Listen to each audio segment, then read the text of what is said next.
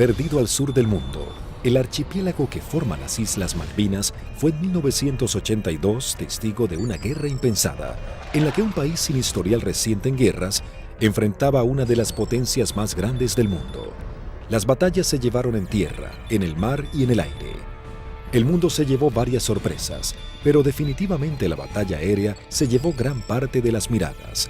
Las arriesgadas maniobras de la aviación argentina y los inéditos modos de ataque hicieron que luego de esta guerra los protocolos de defensa naval cambiaran para siempre. 1982 Malvinas, la guerra desde el aire. Por 150 años los reclamos se realizaron de forma pacífica y diplomática. Sin embargo, en 1982, Argentina decide recuperarlas por la fuerza. Como respuesta, Inglaterra hace zarpar a la flota más grande que enviara contra un objetivo desde la finalización de la Segunda Guerra Mundial. La Royal Navy y sus modernos Harrier enfrentarían a la aviación argentina y bombardearían objetivos terrestres en las islas. Estaba a punto de gestarse uno de los enfrentamientos más espectaculares de la aviación moderna. Los Sea Harrier y los Harrier GR-3 llegaban a la zona de conflicto con el objetivo de dominar la batalla aérea. La mayor ventaja de estos cazas es que despegan verticalmente gracias a sus toberas direccionables. A la enorme experiencia de los pilotos británicos en combates aire-aire, se sumaba que llegaban armados con el misil americano Sidewinder AIM-9L, capaz de alcanzar a su blanco, aun siendo lanzado desde cualquier posición. Argentina se preparaba para enfrentar a las fuerzas de tareas británicas con diferentes aviones que había adquirido en los últimos 40 años. Si bien tecnológicamente estaba muy lejos del ejército británico, los pilotos tenían confianza en su desempeño. Había que pensar que el A4, el Skyhawk, era un avión que se compró de un diseño de la década del 50. Es un avión que la Fuerza Aérea lo compró usado en el desierto de Mojave, se le hizo el overhaul y se trajo a la Argentina, voló aproximadamente 140.000 horas antes de la Guerra de Malvinas, o por ahí, o sea que es un avión que tuvimos muchísima experiencia. La flota de la Fuerza Aérea Argentina estaba compuesta por las máquinas que para el momento eran antiguas. En 1955 había iniciado un plan de renovación de sus cazas y bombarderos pesados. Los primeros que habían llegado al país luego de implementar esta política fueron los bombarderos Canberra, que para aquel momento contaban con un sistema de armas de vanguardia. Y en Inglaterra surgió una polémica, pues había algún sector que quería vender y tener a Argentina como un cliente de equipo militar, operaciones comerciales que eran muy rentables, muy redituables, pero un sector del Foreign Office se opuso terminantemente porque consideraban que ese era un riesgo y que la Argentina, con aviones como el Canberra, podía o estaría en condiciones de intentar ocupar las posesiones inglesas en el Atlántico Sur y en la Antártida, básicamente las Islas Malvinas, ya en el año 55. La mayoría llevábamos muchos años en la unidad, habíamos tenido un adiestramiento muy bueno, muy adecuado. Para nosotros esto era como participar en uno de los tantos ejercicios que se hacían, ¿no es cierto?, en esa época, y se simulaban operaciones reales, con lo cual teníamos un adiestramiento muy bueno y aparte un conocimiento mutuo entre las tripulaciones muy bueno, ¿no es cierto?, y aparte un espíritu realmente que nunca decayó.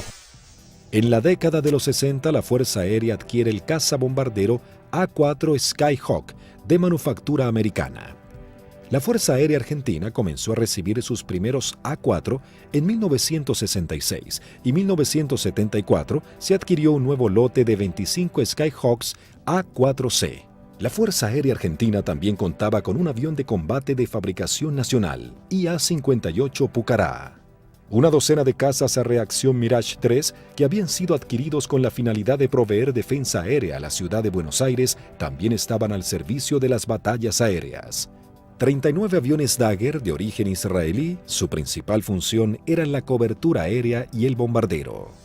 En 1972, la aviación naval argentina adquirió un lote de 16 Skyhawks A4Q, que fueron destinados a la tercera escuadrilla de caza y ataque con asiento en la base aeronaval de Comandante Espora. La tercera de caza y ataque con Skyhawk había desarrollado numerosas técnicas o tácticas propias para atacar naves a mar abierto. Era una unidad desde ese punto de vista muy experimentada y reconocida inclusive por su capacidad. Estos Skyhawks, a diferencia del A4B y C, se caracterizaban por ser un sistema de armas capaz de operar desde el portaaviones argentino 25 de mayo. Pero para finales de 1981, los veteranos Skyhawks habían llegado al límite de la vida útil y la escuadrilla estaba a punto de pasar a retiro. Estaba pasando la escuadrilla por uno de sus peores momentos de la historia. Mejor dicho, el peor momento de la historia. 7 de los 10 aviones que contaba la escuadrilla estaban fisurados. Y eso significaba el cambio de las alas para poder seguir volando con seguridad.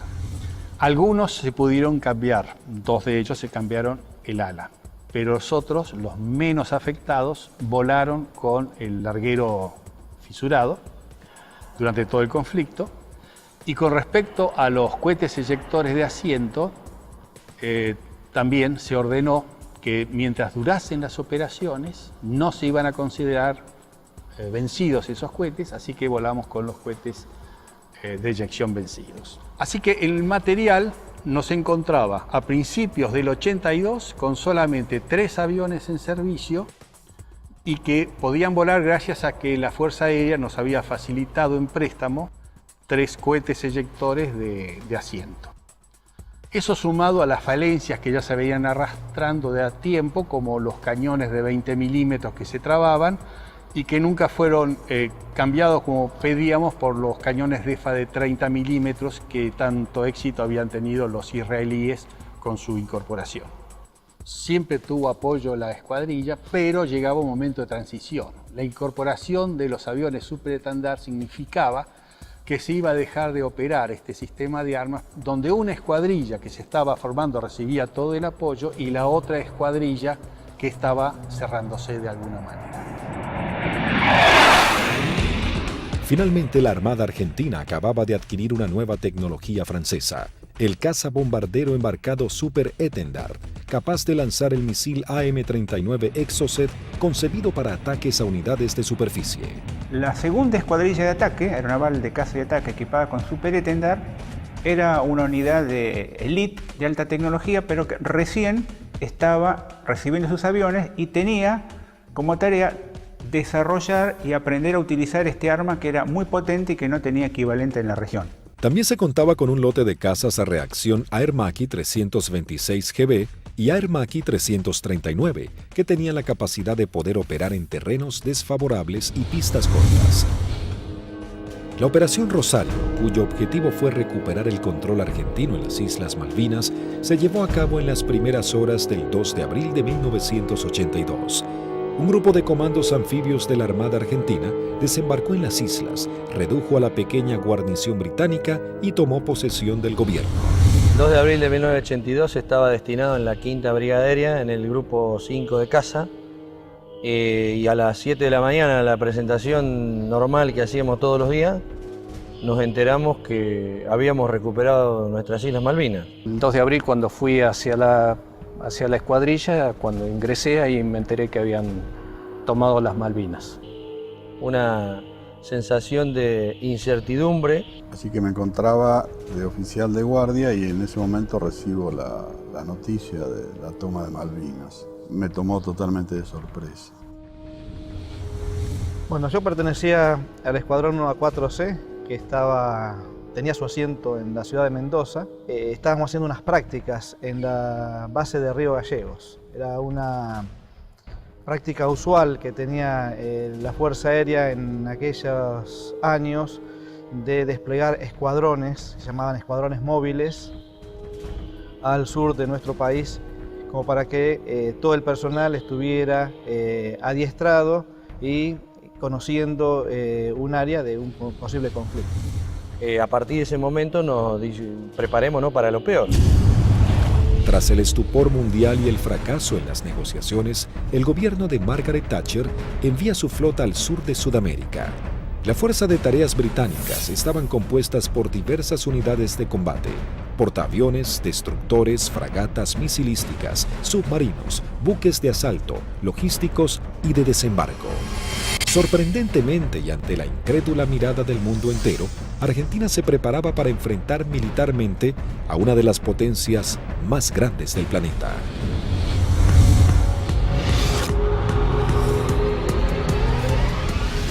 Los pilotos argentinos tuvieron un veloz entrenamiento para aprender a neutralizar objetivos navales sin ser derribados. La operación exigía sortear los sistemas de detección y defensa de los buques para poder aproximarse al blanco y lanzar sus bombas por encima del mismo. Había que equilibrar la inferioridad tecnológica con la capacidad humana.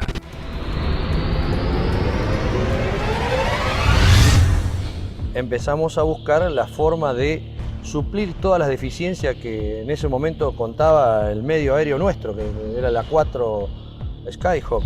Y obviamente no teníamos contramedidas electrónicas para afectar tanto los radares como los lanzadores que poseían los británicos.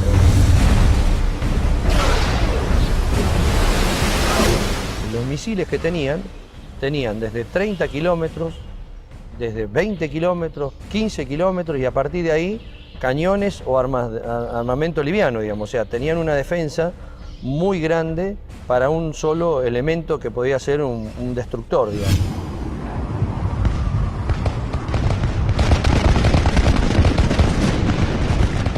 Entonces determinamos, con ayuda también de la Universidad del Sur, cuáles eran los niveles de vuelo que teníamos que realizar para poder volar bajo el lóbulo y no ser detectados por el radar.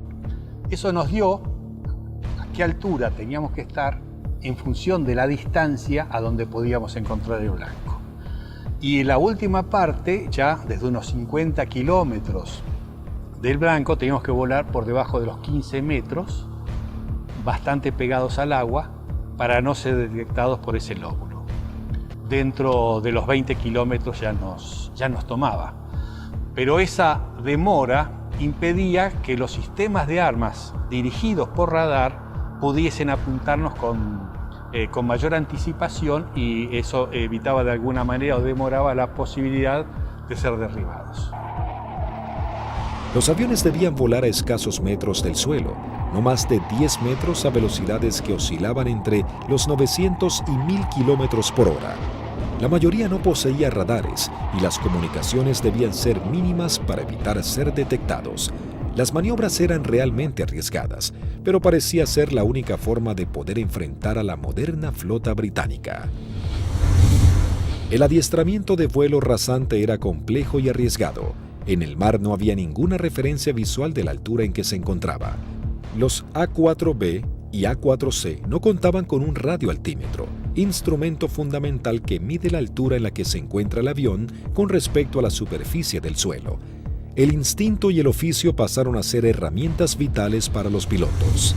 Durante la práctica le tratábamos de decir al guía que volara más bajo, hasta tanto perdiéramos la vista del horizonte mar y ya empezaba a entrar en el efecto suelo, digamos, del mar, digamos, empezaba a cabalgar sobre la turbulencia que producía el aire, digamos, cerca del mar. El armamento que utilizaba la Fuerza Aérea estaba compuesto por diferentes bombas antiguas, paradójicamente de origen británico. Y nosotros usábamos una bomba inglesa, la NM65A1, de 1000 libras, una bomba del Avro Lincoln, inglesa, de demolición de manzanas, que la devolvimos con muchísimo cariño, y sin costo, como decía alguno. Paralelamente a los entrenamientos y mientras la flota británica se acercaba más y más, la Armada comenzaba una carrera contra el tiempo intentando de poner en servicio 8 de sus Skyhawks. También los técnicos buscaban poner en funcionamiento los escasos misiles Exocet que habían llegado al país antes del retiro francés. Hasta ese momento esta tecnología solo había sido probada en polígonos de tiro por sus fabricantes. nos dan la orden de la posibilidad de poner a punto el diálogo entre lo que era el sistema nuevo del superestándar con el misil M39. Cuando conectamos todo aquí en el país, el sistema no funcionaba porque eran un avión con un corazón de la época del 80 con las valijas de test que eran de la época del 70. Había ingenieros que se dedicaban a desglosar todo lo que era la parte matemática, cómo traspasar distintas informaciones, y algunas de las cosas también se hicieron por ensayo y error. Se iba buscando como un candado a combinación, ¿no? Se iba buscando número por número hasta llegar al número ideal que el misil pueda leer la información del avión. Y bueno, eso nos llevó un tiempo, hasta que un día la valija que reemplazaba al misil nos da que el misil había salido y que todos los parámetros que habíamos colocado estaban incorrectos. Eso ya nos daba un alto porcentaje de seguridad de que el misil por lo menos recibía la información correcta.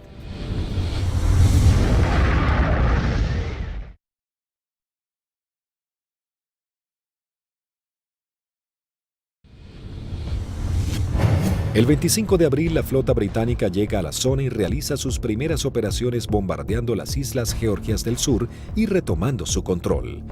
5 días después, el 1 de mayo, tiene lugar el inicio de los enfrentamientos en las Islas Malvinas y comienza la batalla aérea. 2 bombarderos Avro Vulcan británicos despegaron de las Islas Ascensión con la intención de dejar fuera de servicio la pista de Puerto Argentino. Al enterarse de la noticia en los aeródromos de Río Gallegos, Río Grande y San Julián, las secciones interceptoras se preparan para entrar en acción. 2 Dagger de la primera sección de Río Gallegos regresan al continente sin haber encontrado ningún objetivo. Una segunda sección de Dagger de la base de Río Grande es la primera en hacer contacto con aviones Harrier británicos. Al despegar hicieron contacto con el radar Malvinas, operado por la Fuerza Aérea Argentina. Con un alcance de 300 kilómetros a la redonda, se convertía en los ojos de los pilotos. A través de ellos podían saber qué aeronaves había en el teatro de operaciones.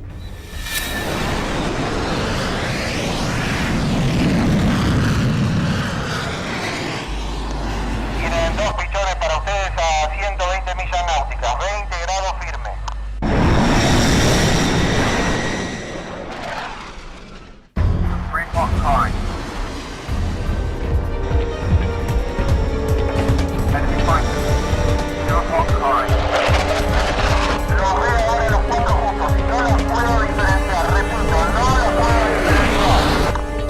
Los 4 interceptores comienzan a dar giros buscándose unos a otros, los argentinos con 22.000 pies y los Harrier 4.000 pies más abajo. Ahora los tienen a 9 millas de frente y a 1 milla del costado derecho.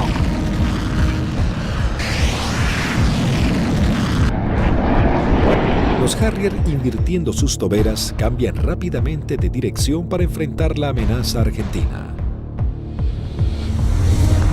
Ahora los Harrier están enfrentados a ustedes, repito, están enfrentados. Los Harrier se niegan a tomar altura para enfrentar a los argentinos, ya que los Dagger tienen un mejor desempeño en altura. Tampoco los argentinos descienden a donde el Harrier corre con ventajas. Por esta razón no se produjo combate alguno. Esa misma tarde se produce la primera baja cuando el primer teniente Ardiles, en uno de los Dagger, armado con misiles Chaffir y cañones, pone rumbo solitario a las islas. Dirigido por el radar Malvinas, a un eco se acerca a su misión, sin saber que en realidad se aproximaba a una trampa mortal. Lo que erróneamente el radar detectó como un objetivo eran 2 Sea Harriers en formación cerrada. Al descubrir la amenaza argentina, uno de los Sea Harrier se coloca como señuelo, mientras el otro maniobra para colocarse por detrás.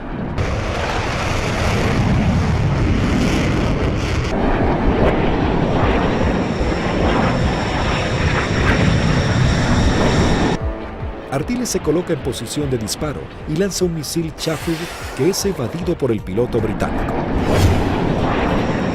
En esos segundos decisivos, el segundo Harrier logra colocarse detrás del avión de Ardiles y acciona su disparador lanzando un misil contra el Dagger. El piloto argentino no pudo eyectarse.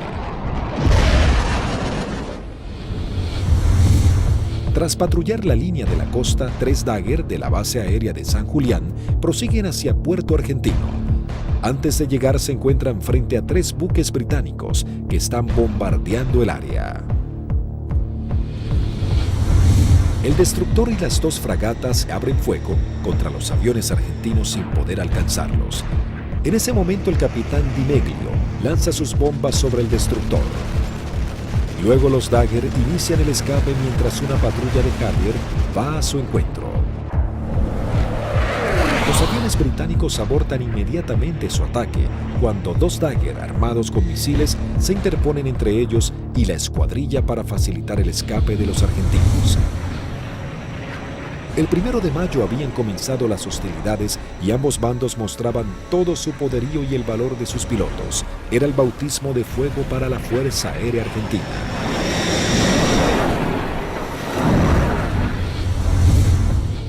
La guerra aérea había comenzado con los primeros enfrentamientos. Los británicos entraban su base de operaciones en la isla Ascensión y desde los portaaviones Hermes e Invencible. El objetivo principal era inutilizar la pista de Puerto Argentino, así dificultar las comunicaciones entre la isla y el continente, comprometiendo las posibilidades de los pilotos argentinos. La pista fue desde ese momento uno de los blancos principales de los Vulcan y los Harriers británicos. La primera baja en la pista es el mismo 1 de mayo, cuando los Sea Harrier bombardean al Pucará del teniente Yukik, alcanzando a su piloto y gran parte del personal que trabaja en el lugar. Fue el primer contacto con la guerra en sí, digamos, ¿no es cierto?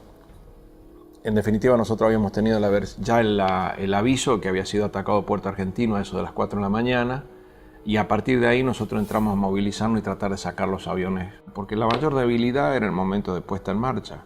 Es decir, uno estaba sentado y había gente que estaban apoyando en la puesta en marcha del avión, que también la inexperiencia por ahí, uno se pregunta por qué había tanta gente, pero todo con el ánimo de colaborar y que los tiempos para que saliera lo más rápido posible fuera corto.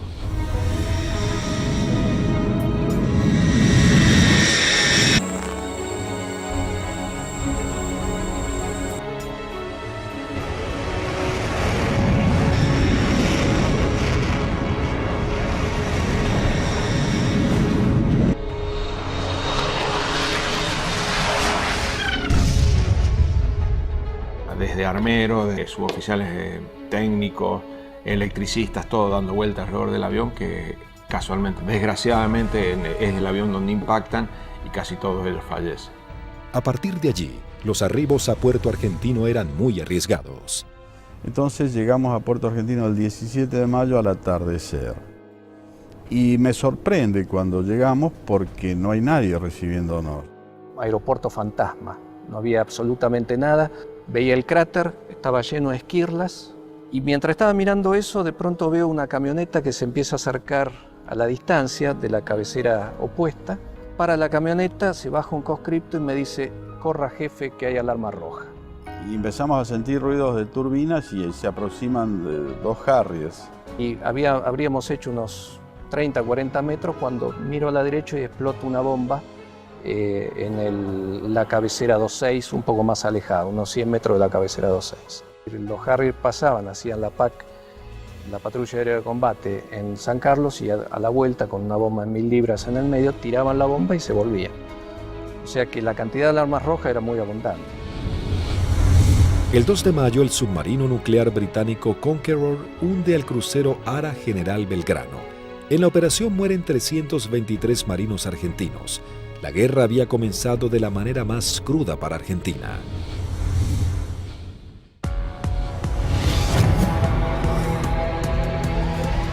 Mientras Argentina buscaba reponerse del hundimiento del crucero General Belgrano y los británicos comenzaban a familiarizarse con el lugar y el clima adverso de la región, la guerra del aire se encrudecía cada vez más. La Fuerza Aérea Argentina tenía el objetivo de diezmar lo antes posible a la flota británica y defender los objetivos en la isla que eran constantemente atacados. Los Harrier buscaban detener la acción de los pilotos argentinos y anular la comunicación entre el continente y Malvinas. La aviación naval contaba con que los servicios británicos de inteligencia habían descartado el uso del misil Exocet después de que el personal técnico francés se retirara de Argentina al inicio del conflicto. Por lo tanto, era una carta secreta con la que contaba Argentina. Tras semanas de arduas tareas, los técnicos navales logran hacer funcionar el misil. Para esto, los pilotos iban adiestrando en todo lo que era la parte operativa, ¿no? El lanzamiento del misil, el vuelo rasante, y nosotros trabajamos en la parte técnica. Una vez logradas las dos combinaciones, se le dio el ok que la escuadrilla estaba en condiciones de lanzar los misiles AM-39. El 4 de mayo, la aviación naval argentina pone a prueba por primera vez este sistema de armas. La segunda escuadrilla de caza y ataque monta una misión con 2 Super Etendard y un avión explorador Neptune y el apoyo de un reabastecedor Hércules de la Fuerza Aérea Argentina. El avión explorador Neptune detecta 3 contactos. Los 2 pilotos de los Super Etendard, tomando por sorpresa a los británicos, lanzan sus misiles contra el Sheffield. Bueno, ahí fue una satisfacción enorme porque todo el sacrificio arduo que habíamos hecho para poder poner a punto lo que era algo que nos parecía imposible, había dado buenos resultados. La aviación naval argentina lograba hundir el primer buque británico y se convertía en pionera en la utilización de esta tecnología. El extremo entrenamiento comenzaba dando esperanzas a los pilotos argentinos. Tras días de bombardeos y cañoneos sobre los puestos argentinos en las islas, las réplicas de los soldados y los pilotos argentinos, los ingleses habían logrado interrumpir las rutas de contacto entre los puestos y la base argentina. La comida comenzaba a escasear en la vanguardia y el clima bajaba abruptamente. Los pilotos argentinos patrullaban el aire en busca del lugar exacto en el que los ingleses buscarían hacerse a tierra. Y a partir de ese 1 de mayo, a través de todas las acciones que realizó el escuadrón y los escuadrones de otros sistemas de armas, se iba degradando tanto el material como el personal, íbamos perdiendo camaradas en forma permanente. Entonces es como que el cerco se iba estrechando cada vez más. Finalmente, el 21 de mayo, comenzaba la última etapa de la guerra con el desembarco en la bahía de San Carlos. Con la colaboración del comandante Ewing Southby Taylor, quien conocía el lugar por haber prestado servicios en Malvinas, el general Jeremy Moore había decidido que ese era el lugar ideal para su desembarco. Los primeros avances de las lanchas de desembarco habían sido positivos, el lugar no estaba minado y parecía que sería un arribo relativamente sencillo. Pero con las primeras luces de la mañana, el teniente primero Carlos Daniel Esteban visualiza uno de los barcos y da aviso. Una Aermacchi 339 de la aviación naval realiza un vuelo de reconocimiento por la zona. Ni bien superé las primeras alturas, donde están las posiciones del batallón 5, ya comencé a observar acciones de combate. Había un helicóptero incendiándose, tropa de infantería desparramada corriendo por el campo y un helicóptero dándole apoyo. El aviador naval ingresa al estrecho de San Carlos, divisa un helicóptero en vuelo estacionario para alertar sobre posibles ataques aéreos. Me preparo para atacar ese helicóptero y ya me preparo para disparar. Observo todo el despliegue naval inglés sobre el establecimiento San Carlos. Rápidamente descubre que en el lugar había por lo menos media docena de buques ingleses. Con el piloto inglés nos alcanzamos a mirar. En ese momento recién él me ve. Kripa realiza un brusco giro a la izquierda, pasando a escasos metros del helicóptero. El helicóptero de la Fuerza de Tareas Británica alerta a los buques advirtiéndoles que un jet argentino va hacia ellos. Maniobrando su Aermacchi, Kripa somete a su avión a varias G negativas, respondiendo de manera efectiva. Una vez que entro en la corrida de tiro, el buque comienza a tirarme. Yo con cañones y cohetes solamente podía producirle daños muy pequeños, entonces mi intención era tratar de dejarlo fuera de servicio al buque, es decir, atacar todo su sistema de radares, de radios, antenas. Volando en forma rasante se coloca en posición de disparo contra el primer buque que cruza frente a su mira de tiro.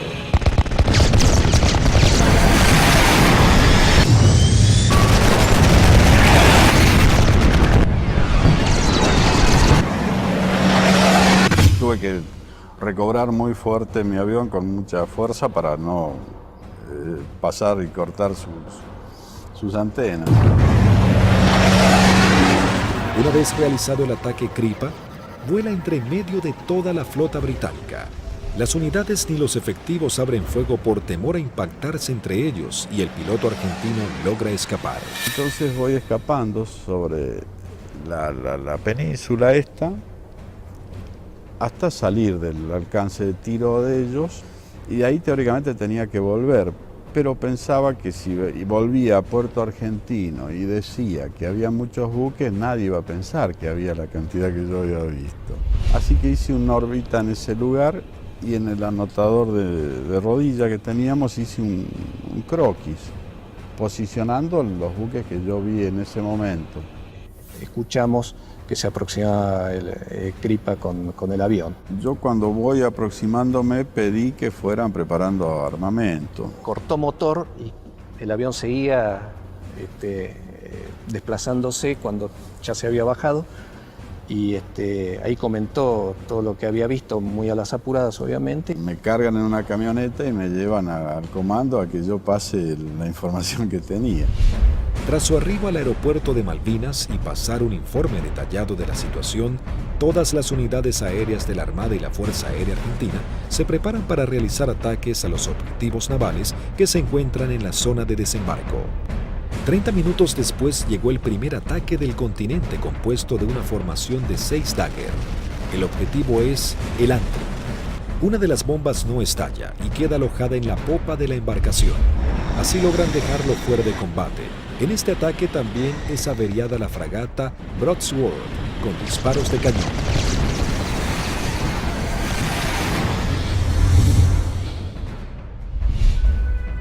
En Río Grande, las escuadrillas de Dagger y A-4Q navales parten para atacar blancos ubicados en el estrecho de San Carlos. Argentina intentaba dominar el espacio aéreo en el archipiélago. Había poco que hablar en ese momento. Hicimos la última información de meteorología y con lo que nos trajo el capitán Castro Fox, salimos 2 secciones reforzadas. Yo salí con el teniente Márquez y el teniente Arca, y el sublíder era el teniente Rótolo, con el teniente Lecuri y el teniente Silvester.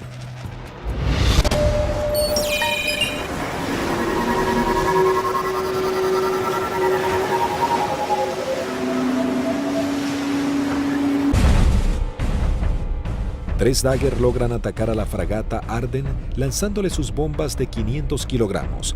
Una de ellas explota en la popa dañando seriamente un helicóptero Sea Lynx y su sistema de defensa.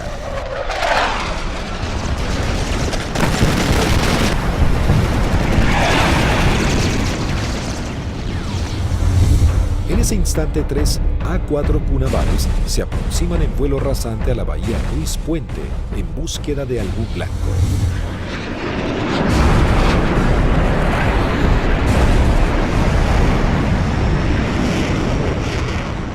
Había lluvia, chubascos, techos bajos y poca visibilidad, condiciones totalmente desfavorables en caso de encontrarnos con algún buque inglés, porque su radar y su sistema de detección de blancos nos iba a ver y lanzar los misiles mucho antes que nosotros los viéramos a él. Los Skyhawk detectan visualmente a la fragata Arden visiblemente averiada. Les ordené atacar, conectamos máster de armamento, que era el único punto que faltaba. Iniciamos un giro para atacar desde una posición relativa favorable. Los 3 A-4Q navales se aproximan en vuelo rasante a 900 kilómetros por hora. El teniente Márquez, quien vuela último, ve el impacto producido por una de las bombas de 250 kilogramos del capitán Alberto Filippi, que da de lleno en la popa, elevando una gran bola de humo y esquirlas.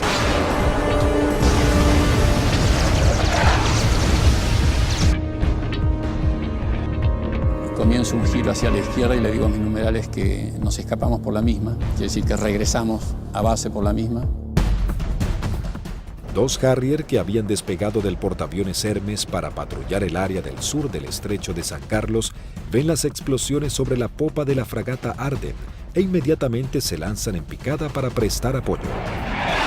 Y escucho la voz del teniente Márquez que dice Harrier, Harrier.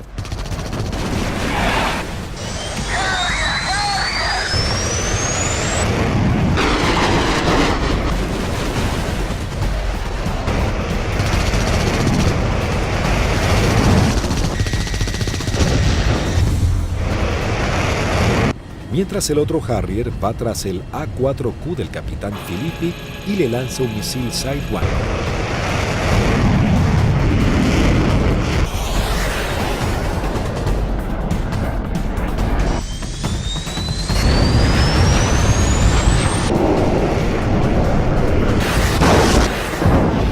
En ese momento escucho una explosión muy fuerte. Se sacude todo el avión, empieza a encabritarse con la nariz hacia arriba y girando hacia la derecha. Miro hacia la derecha, estaba girando y veo un Harrier que se aproxima como para un remate demasiado cerca para mi gusto.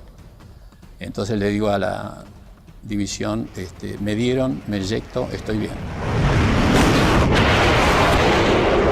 Una fuerte explosión, un golpe muy fuerte en todo el cuerpo, me desmayo. Cuando recupero el conocimiento estaba descendiendo en paracaídas sobre el estrecho de San Carlos. El impacto fue bastante más fuerte de lo que yo me hubiera imaginado. Tuve suerte porque el mismo paracaídas, una vez que entro en el agua, se acuesta y el viento lo infla y el viento mismo me sacan de abajo del agua y me lleva hacia la costa. En la costa, bueno, llegué, estaba realmente agotado.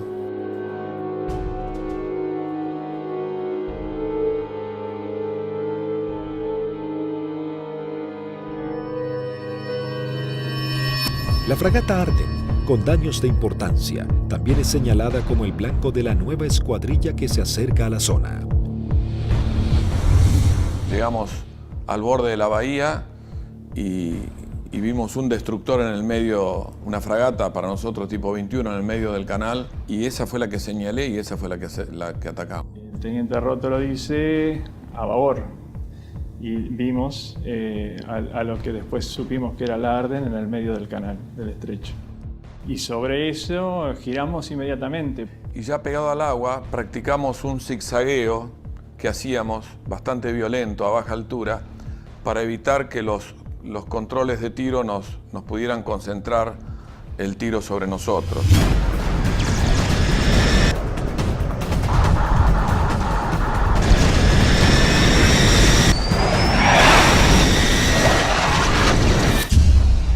Lo que parece una eternidad antes tiene que ascender a 60 metros, 200 pies, nivelar el avión y empezar a hacer puntería si quiere que la misión sea efectiva. Yo vi que se inundaba el mar de piques y uno sigue con esa trayectoria, ya no tiene otra alternativa.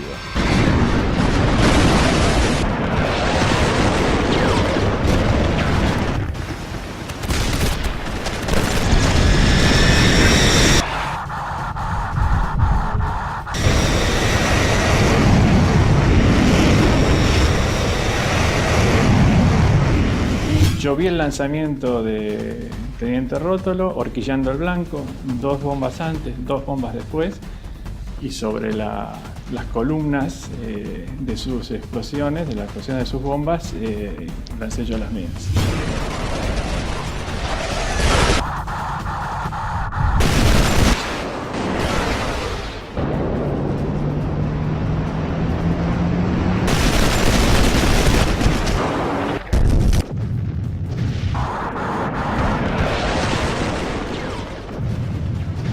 Mientras lanzaba, intentaba no perderlo de vista, porque de hecho estábamos con combustible muy marginal y él tenía un equipo que yo no tenía a bordo, que era el BLF, que es un equipo de navegación y que le permitía una navegación precisa. Mi seguridad de hacer el camino más corto de regreso al aeropuerto era mantenerlo a él a la vista. A pesar de todo el fragor del ataque, alcancé a decirle, rompo por derecha y me voy por el morro del costado, y al poco tiempo un silencio y poco a poco fueron apareciendo. Primero Lecour, después Sylvester. Y ahí nos volvimos a juntar. Por un lado teníamos la satisfacción del deber cumplido y por otro el sabor amargo de haber perdido, bueno, lo que las estadísticas dicen que se pierden en este tipo de ataque a unidades navales. El 50% de las unidades que salen normalmente no regresan. Sí, es un ataque, es violento, es muy violento lo que se vive en la cabina. Debido a los ataques que sufrió ese día, la fragata HMS Ardent se une en las frías aguas del estrecho. Sin embargo, las fuerzas terrestres británicas preparan el avance a Puerto Argentino. Las batallas eran cada vez más encarnizadas. El ejército británico debía lidiar con las tropas argentinas apostadas en las islas, los ataques certeros de la aviación y con el clima que día a día se volvía más frío. El 23 de mayo se desata un nuevo ataque contra otra de las unidades de superficie claves de la Fuerza de Tareas Británica. Esta vez el blanco es otra fragata clase 21, la Antelope. El primer ataque a los buques en San Carlos comienza poco después de las 9 de la mañana con escuadrillas de Skyhawks navales y de la Fuerza Aérea. Una segunda escuadrilla de 4 Skyhawks A4B de la Fuerza Aérea Argentina se abre paso a través del fuego antiaéreo y de los misiles. Los A4B a cargo del primer teniente Luciano Guadagnini y el alférez Gómez se dirigen hacia la fragata Antelope para atacarla. Guadagnini inicia su corrida de ataque, lanza su bomba y es alcanzado. El impacto deja su avión fuera de control, pero el piloto logra enderezar su A4, aunque no pudo evitar la colisión contra el mástil de la fragata. El piloto no alcanza a eyectarse antes del impacto.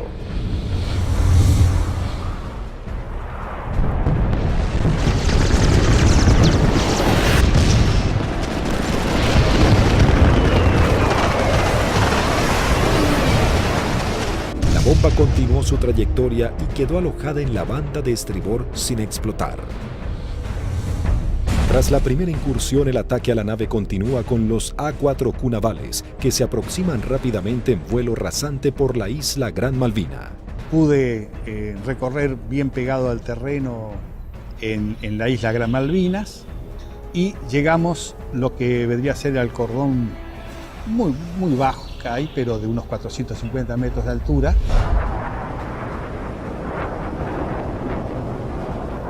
Tuve que descender para poder ir hacia la altura de lanzamiento, que son unos 100 metros, y el primer buque que vi en la bahía San Carlos era una fragata de tipo 21, tenía un helicóptero en popa, recuerdo, y me dirijo hacia ella como el primer blanco que había observado. La zona de operación estaba totalmente clara, con sol, despejado y el mar muy calmo.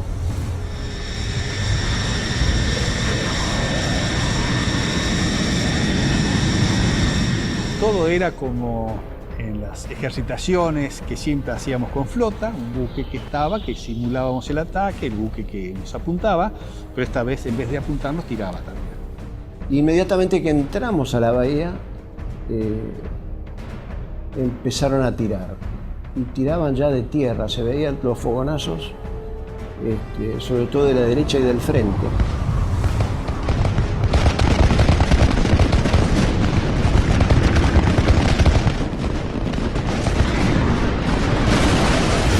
Cuando estaba más cerca de la entrada a la bahía, puedo ver sobre la izquierda a un buque que era más redituable como blanco, porque era un buque grande de tipo logístico. Así que cambié el arrumbamiento para seguir sobre este buque. En un momento dado quise tirar cañones porque tiraban de todos lados y salieron 2 disparos y se me trabaron los cañones. Así que me quedé con la bomba. Veo que desde la proa del buque sale una especie de bengala que reconozco que era un misil, y el misil era un Sicat. que venía en forma así errática hacia mi avión. Hago una maniobra evasiva, un fuerte giro hacia la derecha, algo veo pasar por el costado así de la cabina.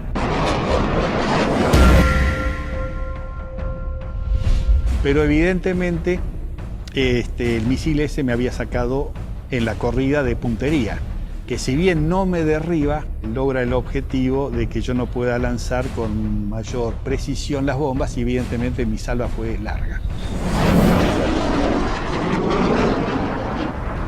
Habían borrado las matrículas de los buques, así que se veía un buque gris clarito sin poder identificar qué buque era. Cuando paso lanzo, eran 2.000 libras de peso que largaba en un instante, el avión hace una cabreada, quiere subir, impido que suba y cuando miro adelante estaban tirando de todos lados.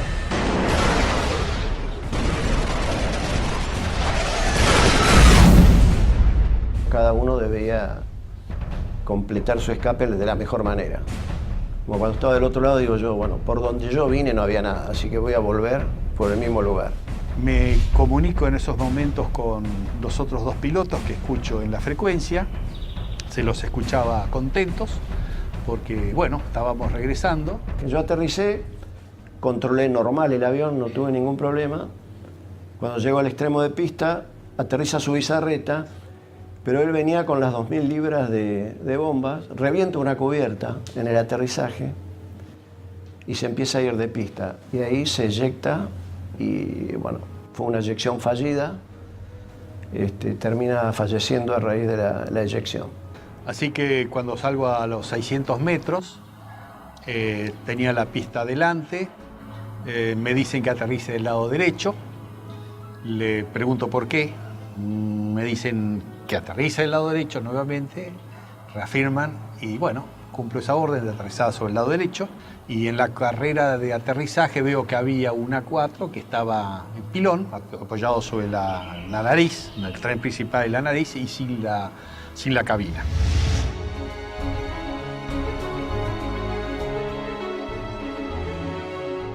No sabíamos nada de los tres primeros y su bizarreta que acababa de morir en el aterrizaje.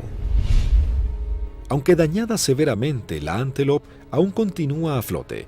Esa noche, mientras se intentaba desarmar una de las bombas, estalla. Automáticamente se produce un incendio masivo y la nave se hunde.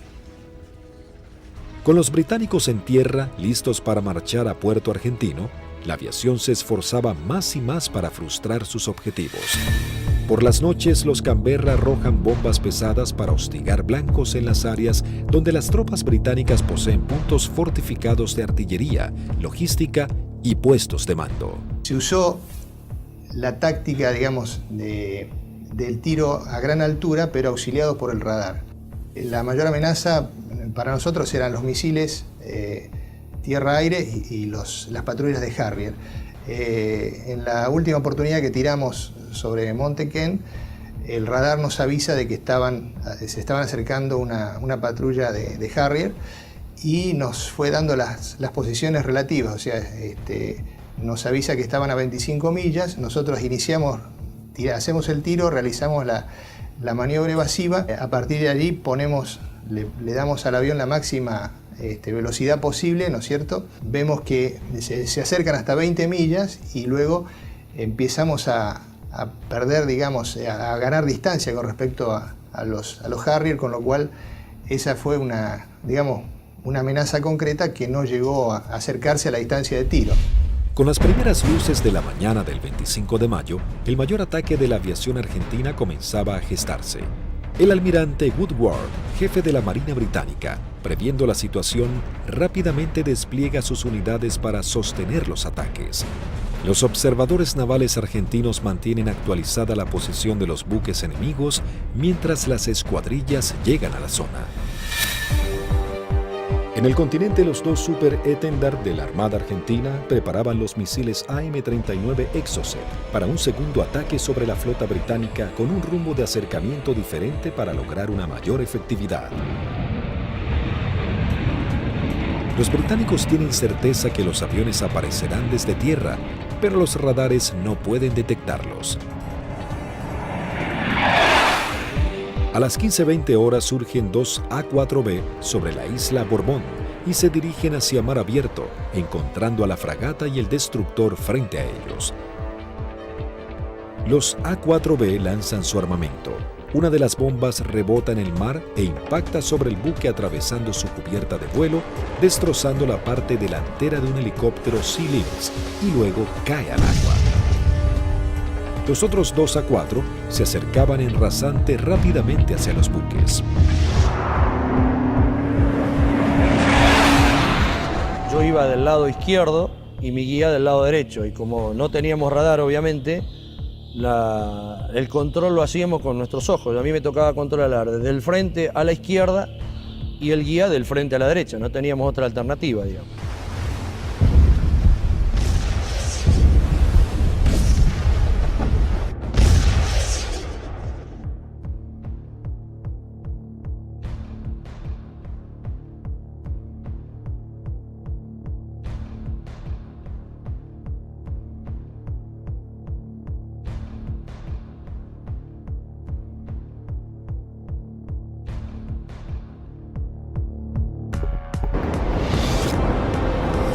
Inmediatamente el guía pone viraje brusco a la izquierda, dejando sin opción a Barrio Nuevo de tener que elevarse para esquivarlo entrando en el área de tiro del radar, que al estar en automático inmediatamente lanza un misil Sea Dart. Escucho a la otra escuadrilla, Carballo, que dice el misil, el misil, el misil. Y Rinque, que venía atrás, le dice no se preocupe que va por otro lado.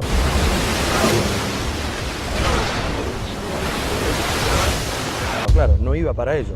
Salía hacia la derecha para nuestros aviones, digamos, y para mis aviones. El misil Sea Dart necesita un tiempo para nivelarse e ir tras su blanco. Como los aviones argentinos ya estaban muy cerca del blanco, lograron pasar por debajo sin que éste pueda derribarlos. Dije, bueno, ahora por tiempo no me va a alcanzar más, porque yo iba aproximadamente a 900, 950 kilómetros por hora, y el misil iba allá a 1.6, 1.8 de Mach, hasta que girara y todo, aproximadamente volaba, calculan alrededor de un minuto 10. No nos alcanzaba más, digamos.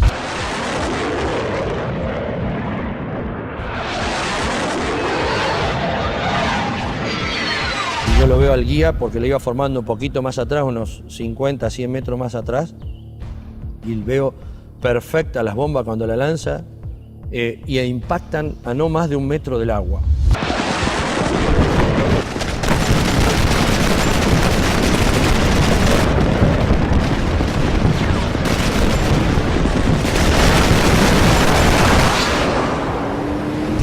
De inmediato se desata un incendio incontrolable, corte de las comunicaciones, electricidad y pérdida completa del control de la nave.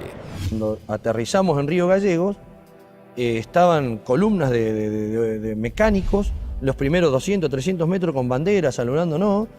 Yo pensaba, mirá que bien, estaban festejando el 25 de mayo, digo, contento que volvemos los 4 aviones, espectacular, bárbaro. Y cuando vamos a la plataforma para estacionar, vemos que hasta el jefe de escuadrón viene a recibirnos y algunos pilotos. Yo no entendía nada, y yo como era el último avión, yo no me preocupé. Y cuando bajo, el jefe de escuadrón me maltrató. ¿Qué hizo? ¿Qué hizo usted, Alfredo? Le digo, el avión está en servicio, le digo, puede volar, no lo rompí, no hice nada. Le digo, está bárbaro. No, pero ¿qué hizo? Y ya me agarra de la solapa, eso no me lo olvido más. Así de la campera, de lo que le quedaba del chaleco salvavidas, y le dice, ¿pero qué hizo, señor? No sé, me despeiné en el vuelo, le digo, estoy desilustrado, no tengo ni idea. No, ¿qué hizo? Acaban de hundir un buque en 20 minutos. 19 hombres sucumben inmediatamente en el ataque y se hunde 20 minutos después de ser alcanzada. Al mismo tiempo que los A-4B de la Fuerza Aérea ponen rumbo al continente, un Hércules de la Fuerza Aérea Argentina reabastece al este de las Islas Malvinas a 2 Super Étendard de la aviación naval. Ellos ya están preparados para un nuevo ataque con misiles Exocet.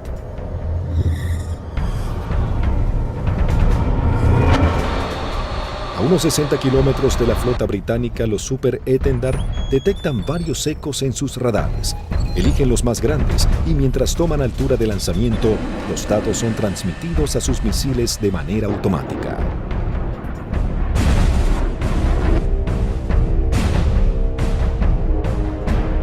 Una vez en vuelo, el misil es autónomo. ya tiene los datos del objetivo cargados en su memoria y se dirige a casi el doble de la velocidad del sonido a escasos metros del agua.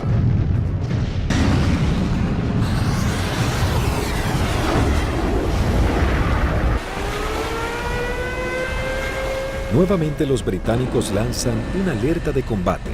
Los navíos ordenan despegar helicópteros con equipos para señuelos antimisil.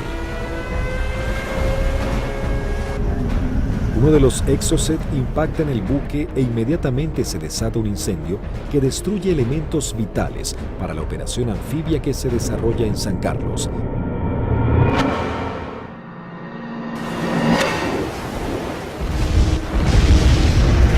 El buque es abandonado y se hunde unos días después. Si bien el daño infligido sobre la flota británica era considerable, cada vez la resistencia argentina estaba más doblegada en las islas. La guerra llegaba a su nivel más desesperante con las bajas temperaturas. Las tropas británicas se preparaban para avanzar por tierra. Sin embargo, los soldados argentinos apostados en las islas no cedían posiciones y los bombardeos aéreos azotaban a la flota británica. Las fuerzas argentinas, visiblemente cercadas en Darwin, resistían con el apoyo de la aviación. El 28 de mayo se proyectó atacar a las posiciones inglesas con los aviones IA-58 Pucará, que desde el 21 de mayo estaban asentados en Puerto Argentino. Conocíamos bastante la zona porque era la zona misma donde nosotros habíamos operado antes, es decir, a los alrededores de lo que habíamos utilizado como campo de aterrizaje nuestro, era la zona donde ya estaban los ingleses aproximándose hacia el pueblito donde estaba la base, digamos lo que quedaba de la base. Yo alcanzo a ver algo que se mueve, levanto y hago una ráfaga de cohetes, siento una voz en la frecuencia de mi radio que me dice desde tierra en Darwin, siga tirando que están ahí, siga tirando que están ahí. Y ahí empiezo a sentir dos disparos también que me empiezan a impactar en el avión. El Pucará, si tiene alguna cosa, es la maravilla del gran poder de absorción de impactos, digamos, porque la manera que yo sentía que me pegaban, digo, me van a desarmar el avión. Yo trato de salir, como los impactos que me pegaban eran casi todos del lado derecho, quiero virar el avión hacia la izquierda y ahí el avión ya no me responde. Bueno, entonces ahí tomo la decisión de eyectarme. Muy bajo, yo ya estaba, creo que no más de 15, 20 metros del suelo. La sensación de estar colgado en un paracaídas no la tengo porque fue como si hiciera un salto desde un techo al suelo, porque fue todo demasiado rápido. Tengo grabado en la memoria que pasa el avión abajo mío todavía y el agujero a través de la cúpula por donde había salido el asiento. Y todavía que le siguen tirando porque se ven trazantes que van hacia el avión. No vi si el paracaídas se abrió, no sé, no supe nada. Ya me encontré en el suelo y enredado intenté salir corriendo y ahí me enredo en los cordones del paracaídas, que caigo, me vuelvo a levantar y tratándome de sacarme el paracaídas y pues ahí ya me agarran dos ingleses, me apuntan y se me acabó la historia. Con las bajas temperaturas, los plazos eran cada vez más cortos y los ingleses buscaban generar un desenlace rápido. La Fuerza de Tareas británica intenta cerrar su cerco sobre Puerto Argentino. Para lograr este cometido se organiza un desembarco anfibio apoyado de unidades navales en la zona de Puerto Fitzroy el 8 de junio. La Fuerza Aérea Argentina recibe la información del movimiento de dos buques de desembarco británicos. Rápidamente se preparan para lo que sería el día más negro de la flota. Se lanzan desde el continente dos escuadrillas de A-4B, dos de M5 Dagger, listas para el ataque a objetivos navales, y una tercera armada con cañones para diversión. La primera escuadrilla de A-4B divisa y bombardea el buque de desembarco Sir Galahad. También se bombardea la costa en donde los ingleses comenzaban a llegar.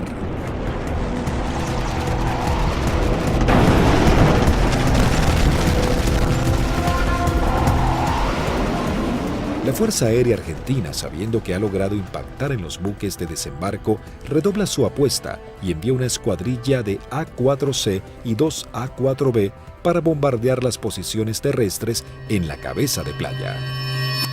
El día 8 de junio se me avisa por la mañana temprano de que, bueno, era uno de los seleccionados para que esa tarde, a través de un avión Learjet, pudiéramos volar hacia Mendoza y poder visitar a nuestras familias. Pero claro, antes de poder alcanzar esa meta había que realizar una misión, entonces todo cambia un poquito el ángulo de cómo uno está viendo esa misión. Por supuesto que nadie hablaba, ¿no? Todo en ese momento estaba muy consustanciado con sus cosas íntimas, recordando a la familia, bueno, recordando a algunos camaradas que también habían caído. Así que bueno, uno ya, ese es el último momento que uno tiene como para pensar en uno mismo y en pensar en sus familiares. Siempre nos despedíamos de los compañeros que se quedaban y el abrazo era interminable y como si fuera la última vez, ya que no éramos kamikaze como nos dijeron, sino que teníamos conciencia de los riesgos y que las chances siempre eran muy escasas para sobrevivir. Una característica que teníamos siempre en nuestra unidad es que el personal de mecánicos que preparaba nuestros aviones y armaba nuestros aviones se ponía siempre al costado de ambos lados de la pista, con banderas argentinas, con los trapos con que limpiaba el avión, con lo que tuviera, con la campera, como para saludarnos y darnos ánimo. A las 15 horas parten hacia las islas las primeras 2 escuadrillas de A-4B compuestas por 3 aviones cada una. Por diferentes inconvenientes, deben regresar 2 aeronaves al continente y debido a que solo un avión cuenta con el instrumento navegador, se juntaron todos quedando una formación de 4 Skyhawks. Previo abastecimiento, llegaron hasta las islas, donde descendieron a escasos metros del mar para no ser detectados. Aquí fue la primera complicación que observé.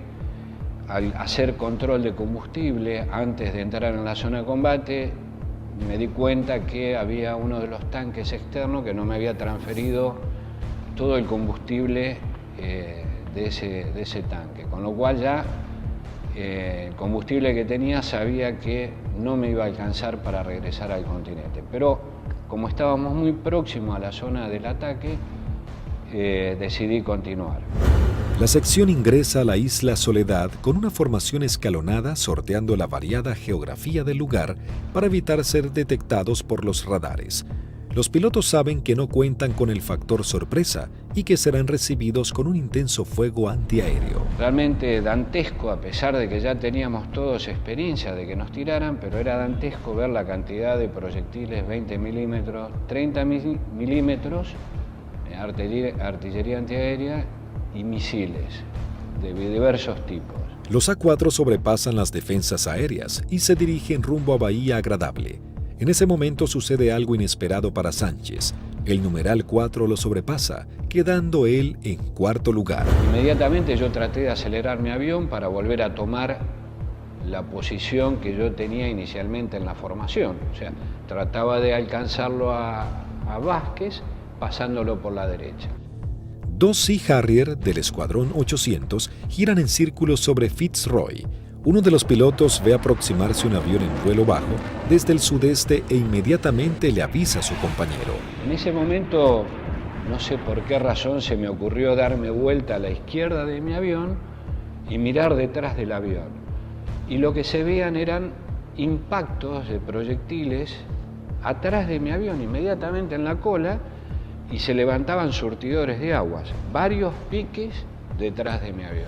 Sánchez, sin saber quién era su atacante, decide continuar con su maniobra para lograr colocarse tercero en la formación. Cuando está sobrepasando al alférez Vázquez, Bolsan, el líder, encuentra al lanchón de desembarco saliendo del seno Choiseul. Cuando la ve, inmediatamente pone viraje y el resto de los aviones lo siguen, con lo cual los 3 aviones se me vinieron encima mío. Ninguno se había dado cuenta que yo venía tratando de ocupar mi posición, con lo cual los tuve que saltar por arriba, evitándolos, tomé altura, lo cual siempre era un riesgo porque evitábamos tomar altura en la zona del combate porque era un tiro al pato, decíamos, de cualquier avión o cualquier buque que anduviera en la zona. Ante la atónica mirada de los pilotos británicos, los 3 Skyhawks inician su corrida ataque hacia el lanchón. El numeral 2, teniente Juan Arraras, logra impactar de lleno la embarcación con sus bombas, ignorando la presencia de los aviones Sea Harrier. Hay algo que me llama la atención a mi derecha y a unos 500 metros veo 2 Sea Harrier a la misma altura que yo, bien formaditos, paralelos, un poquito más retrasado el segundo avión, el guía era David Morgan y el numeral Smith.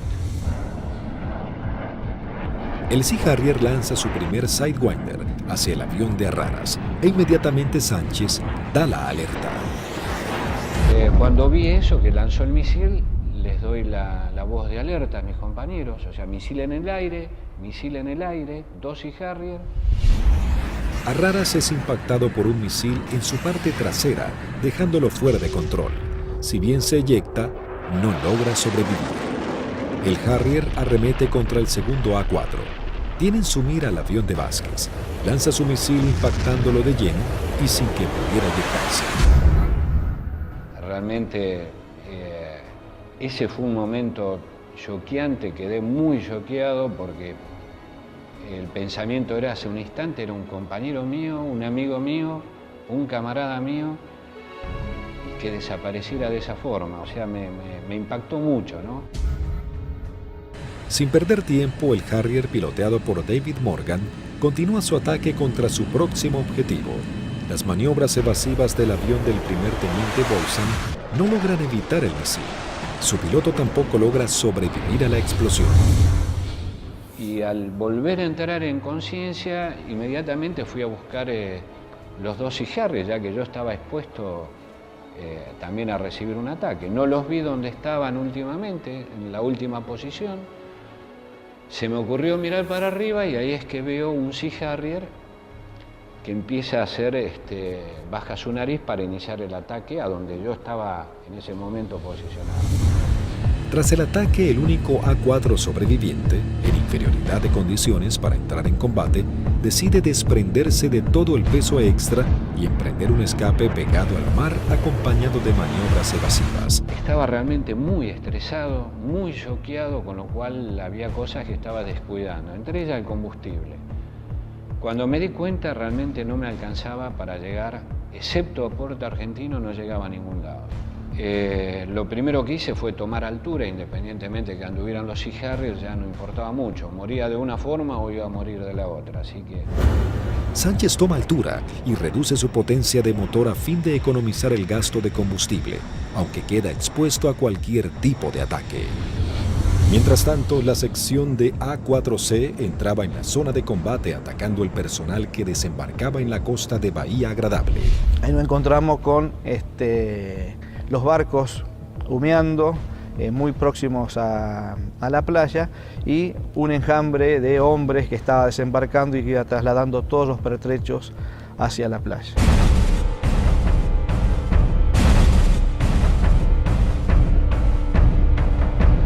A partir del momento en que nos visualizaron, comenzaron a disparar tanto con armas livianas como con los misiles Blue Pie, que son misiles transportados por un hombre.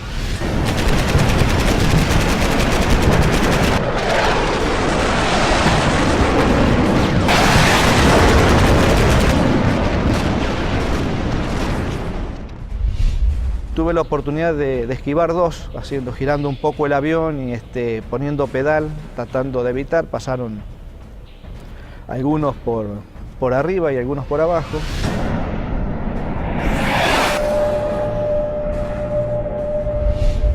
Siento también una explosión en la parte delantera de mi avión, que bueno, puede ser algún misil que me haya tocado, pero pude seguir operando, lancé las bombas y en el momento en que giro a la izquierda veo a mi numeral que está escapando hacia la izquierda con una luz roja que lo está siguiendo. Cuando gira hacia el otro lado veo al numeral del capitán Caffarati también con otro misil en la cola y le vuelvo a gritar, pero hace caso omiso, pero era a través o por el problema que yo tenía de mi equipo de radio. El Skyhawk del teniente Sánchez se encontraba expuesto en altura, con sus cañones trabados y sin combustible para llegar a la base. Toda su escuadrilla había sido derribada y no había sobrevivientes. De la decisión del piloto podría salvarse, caer prisionero o congelarse en medio del mar. Mientras tanto, en algún lugar sobre el océano Atlántico, el teniente Sánchez decide arriesgarse e ir en busca del Hércules reabastecedor, descartando la idea de regresar a las islas para eyectarse y ser tomado prisionero. Cuando vamos camino al reabastecedor, escucho la voz del momento el teniente Sánchez, el Pipi Sánchez, que había sido uno de los únicos sobrevivientes del ataque anterior. Tenía una última oportunidad si el reabastecedor, el avión Hércules, se había quedado en la zona, me quedaba una chance más. Con lo cual le hice el llamado en la frecuencia de reabastecimiento, me contestó. Las comunicaciones eran dramáticas porque yo estaba desesperado, así que le pedí por favor que si me podía ayudar, necesitaba reunirme con él y que me diera combustible. Él me daba indicaciones de posiciones geográficas, pero yo al no tener mi equipo de a bordo, porque solamente algunos aviones lo transportaban, no tenía forma de ubicarlo geográficamente. Escuchar la voz de él en forma casi desesperada, llamando al avión Hércules reabastecedor para que lo pudiera alcanzar. La tripulación era el vicecomoro Cano y el capitán Rubik. Realmente, si le debo la vida a alguien es a ellos. Siempre digo que son mis segundos padres. La situación era que la última vez que vi el indicador de combustible no me quedaban más de 400 litros, que prácticamente no da para nada, realmente no daba para nada. Con lo cual dejé de verlo porque lo único que hacía era producirme más estrés por no estar acoplado al Hércules. La tripulación del Hércules, en un gesto heroico, se aproxima bastante a las islas y le da la tranquilidad de decirle, quédate tranquilo, pibe, que ya estamos yendo para allá.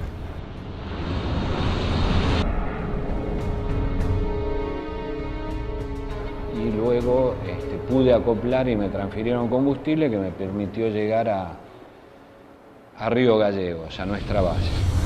En el regreso, el brigadier Paredi observa que su indicador del nivel de aceite de su avión comienza a fluctuar. Nuevamente el fantasma de la caída en medio del océano vuelve a aparecer. Con lo cual digo, bueno, puede ser que me hayan producido alguna perforación, esté perdiendo aceite y se engrane el motor y acá me queda a mitad de camino. Lo único que atiné fue a sacar mi libreta de control de procedimiento, donde tenía una foto de mi señora y mis hijos, para echarle una última mirada, para decir, bueno, por lo menos están en mi recuerdo hasta el último momento. Afortunadamente el indicador, después de eso, no sé si fue mi familia o Dios que me dio una mano, esto se acomodó y pudimos llegar con felicidad a la base San Julián. Con las últimas luces del día, aterriza el teniente Sánchez luego de su trágica misión. Llegué prácticamente en las últimas horas, ya estaba oscureciendo. Me impresionó mucho en el momento que llegué a plataforma, choqueado, transpirado, mal, estresado, ver los mecánicos de mis 3 compañeros que no iban a volver, que los estaban esperando. Así fue como terminó ese día. Lamentablemente los 3 compañeros míos murieron, 2 fueron derribados por David Morgan y 1 por el Smith, volando sin largo. Habían logrado detener un desembarco clave para las fuerzas de tareas británicas, las misiones cada vez más peligrosas y dejaban en claro el poderío de la aviación argentina.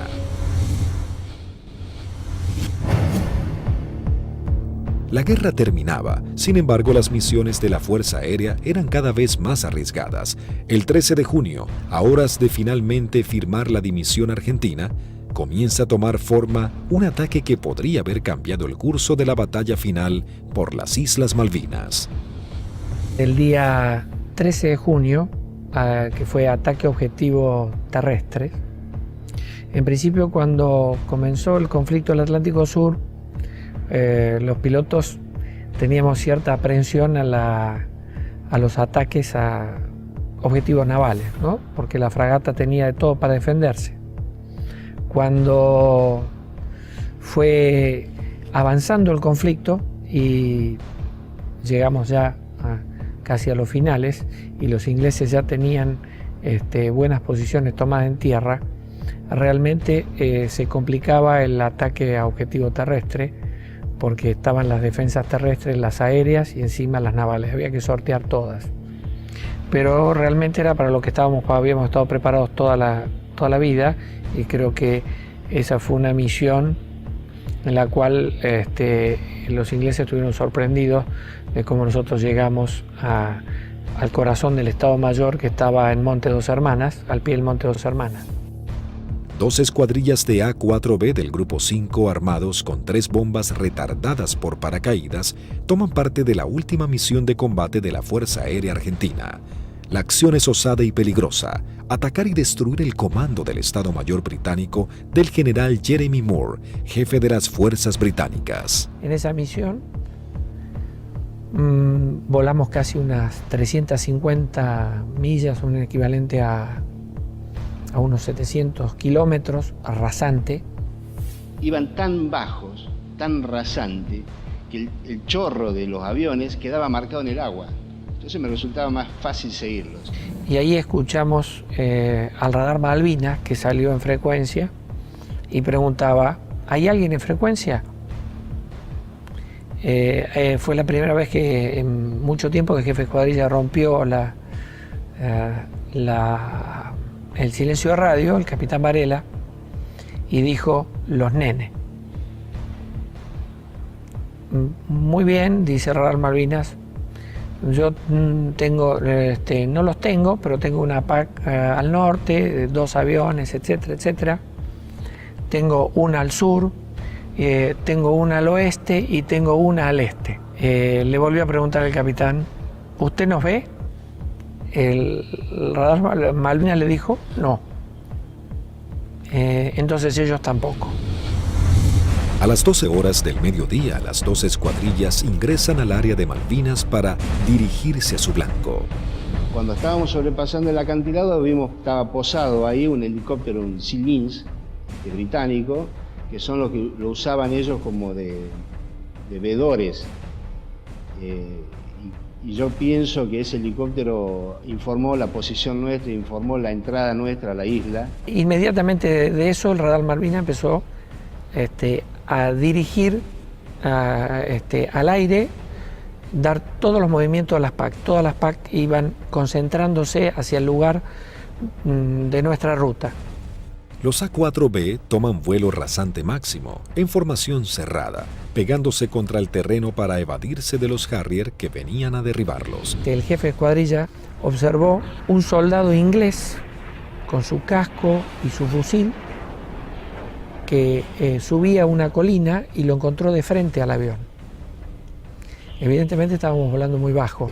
Varela iba como siguiendo el terreno, volando bajo, y por momentos se perdía de vista. Cruzamos esa pequeña loma y por delante nuestro había un campamento muy prolijo con unos shelters y una veintena de helicópteros aterrizados en ese sitio, y un despliegue de gente. Los 4 Skyhawks logran sortear el terreno y llegan al corazón del Estado Mayor británico. Hasta que escucho tirar, dice Varela, tirar. Y veo ahí veo los fogonazos de los 4 bombardeos que hicieron cada uno de los aviones. Los A-4B se dirigen directamente al cuartel general y lanzan sus bombas. En medio del caos e improvisando la defensa, el general Moore escapa del ataque. Pude ver el impacto de los helicópteros en marcha y el impacto de los cañones nuestros, una mancha marrón que iba pegando en cada uno de las puertas del helicóptero. Yo era la primera experiencia que tenía de haber tirado tan cerca. Incluso uno de los helicópteros despega y, digamos, nos pone el rotor de frente al avión. La segunda escuadrilla, al mando del teniente Cepeda, entra en acción realizando un segundo ataque sobre los cuarteles de Muro. Cuando yo veo ese escenario, ordeno a mi escuadrilla tirar en ese lugar, ya sobrepasado el ataque de Varela, más adelante. Tiramos las bombas y bueno, vamos a salir. Yo salgo, sigo la línea de vuelo y venía un helicóptero, un Siquín, cruzando de mi derecha a izquierda. Y empecé a disparar a ojo, pero como la munición es trazante, me quedaba marcado por dónde iba la munición, entonces yo veía y movía el comando como para que barrerlo al helicóptero con la munición.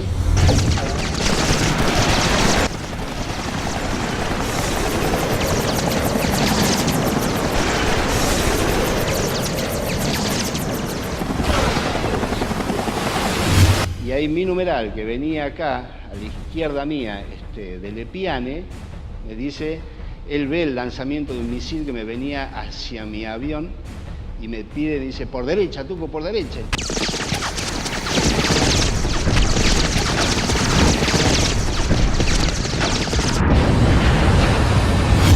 Decidimos salir en forma individual, atravesando las islas, con regreso al continente, proa San Julián. Los A4B emprenden su regreso al continente volando rasante. Algunos de ellos con averías deben ascender para economizar combustible. Las situaciones individuales de los pilotos se vuelven complejas. Utilizo mi avión y veo a mi derecha, abajo a mi derecha, una sombra de un avión, de un perfil de un avión. Uy, es un Harrier. Me viene siguiendo un Harrier. Entonces ahí empiezo a hacer maniobras evasivas de viraje de máxima performance, de mucha G, tanto para la izquierda como para la derecha. Izquierda para la derecha. Y cada vez que nivelaba el avión, veía, estaba la sombra. Yo digo, pero este Cristo no se va. Digo, ¿cómo hago para sacármelo de encima? Miraba por el espejo, miraba por el otro espejo, miraba para atrás, parecía una lechuza, daba la vuelta a la cabeza así, miraba por un lado, miraba por el otro y estaba la sombra ahí. Era mi avión, era la sombra de mi avión.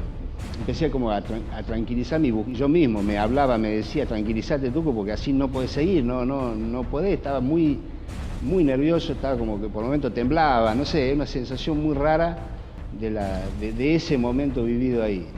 El numeral 2 de la escuadrilla que nos seguía empezó a perder combustible, notar que perdía combustible en forma muy grande, ese fue el alférez de Lepiane. Otro momento terrible de esa misión, cuando el piano me pregunta si qué hacía. Imagínate, el alférez me dice que voy al reabastecedor o me eyecto en la isla. Una decisión que yo, por más jefe de escuadrilla que fuera en ese momento, yo no la podía tomar porque estoy decidiendo sobre la vida de un camarada y de un amigo. Era muy difícil. Dije, piano, encomendate en Dios, pedile a Dios que te ayude y decidí vos, no me lo pidas a mí, por favor, decidí vos. Ya sabíamos que como estaba y con las transmisiones que recibíamos no volvía al continente, entonces le pedimos al reabastecedor que lo fuera a buscar. Y él veía que a medida que se iba buscando a la coordenada donde nos canta, donde estaba el reabastecedor, él veía su indicador de combustible bajar más, me decía, tengo 500, tengo 300, tengo 200, yo decía, no llega a nada, no te busca nadie, no te rescata nadie, en medio del Atlántico no te rescata nadie. El comandante del Hércules, vicecomodoro Lee 30, escuchando los pedidos de Lepiane, decide ir hacia él aún sabiendo que puede ser derribado por misiles británicos. Ahí en ese momento el piano lo ve al Hércules, él estaba arriba del Hércules y hace el viraje y se le tira al Hércules. Pensá que era un alférez, tenía muy pocas horas de vuelo. Y creo que debe haber sido el tercer reabastecimiento de él.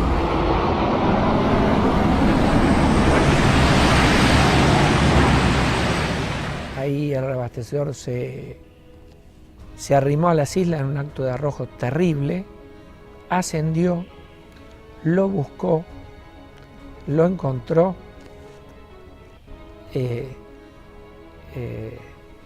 reabastecieron con una pérdida de combustible muy importante en el plano, tenía un agujero que atravesaba el plano completo, o sea que todo lo que le daban, parte iba al motor y el resto iba fuera del avión, y regresamos todos sanos y salvos al continente. Todos llegamos, incluso del Epiale.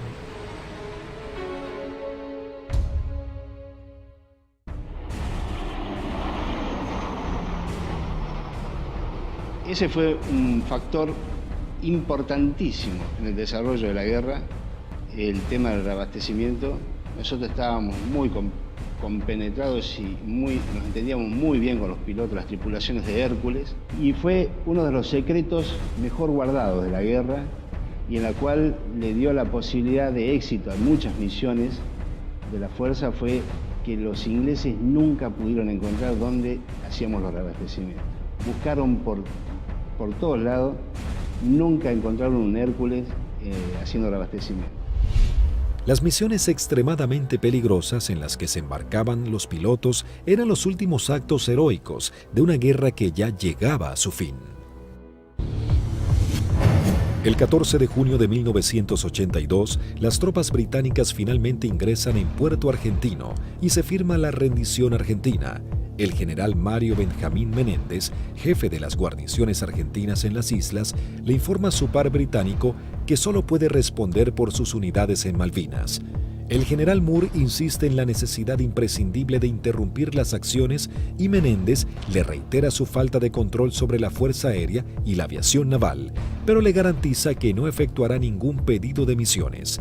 Moore comenta sus experiencias en San Carlos y Monte Kent, donde noche a noche eran bombardeados por los Canberra, y agrega que el día anterior había salvado su vida por un minuto al ser atacados por aviones A-4B. El conflicto deja a los británicos con su flota desmantelada y no es posible proseguir con las operaciones navales. En ese momento, si alguien le pone un valor en números, y un avión que no valía más de $50.000, y una fragata CL-42 valía $550 millones puesta en el puerto. O sea que si uno hace números, realmente no resiste mucho análisis.